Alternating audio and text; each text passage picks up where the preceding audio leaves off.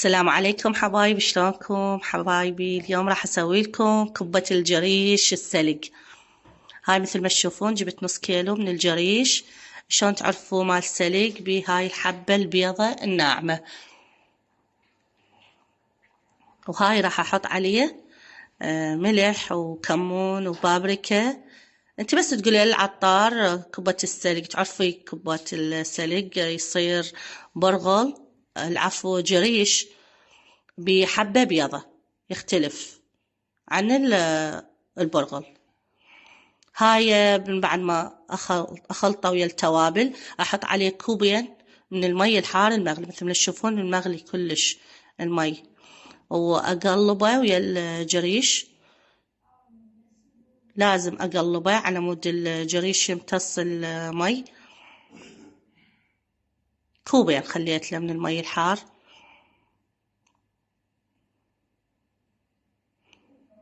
من بعد ما خليته راح أعوفه ربع ساعة. هاي رجعنا ورا ربع ساعة، شفنا شلون قوي كلش.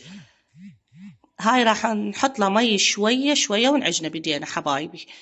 ما نحط له مي رأسا يعني شلته وحدة، لا، راح تصير العجينة خفيفة بعد ما نسيطر عليها. هي تتعالج، يعني نحط لها بعد جريش.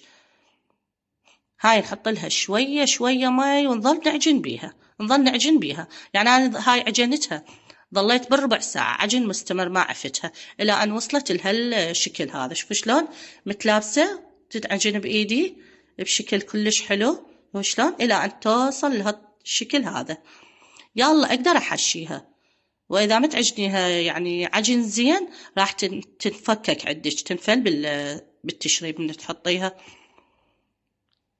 هاي شلون حلوة حلوة ومتماسكة العجينة. وهسه راح أبدي أحشيها قدامكم مثل ما تشوفون.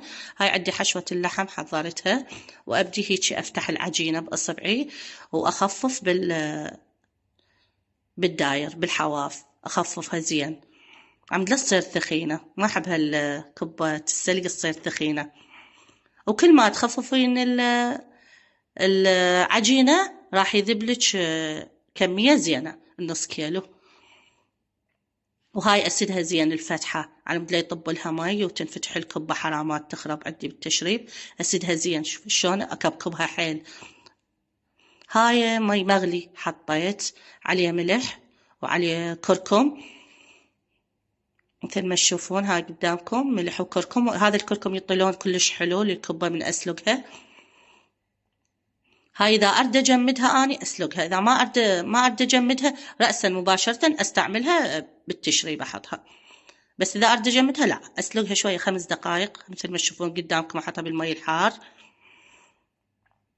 أبد أبد ما تنفتح، ما عليها أي شيء أي شيء. أنا مجربتها هاي الوصفة، دائما أسويها. هاي عفتها 5 دقائق وأطلعها أصفيها زين من المي حبايب، وعوفها تبرد. هاي حارة، ما يصير نطببها بالفريز وهي حارة. ورا ما تبرد أغلفها بكيس نايلون، ومن أبدأ استعملها هي وجامدة أحطها بالسوب. وإن شاء الله تعجبكم يا رب. وحطوا اللايك لا تنسونا بالاشتراك حتى يوصلكم كل جديد.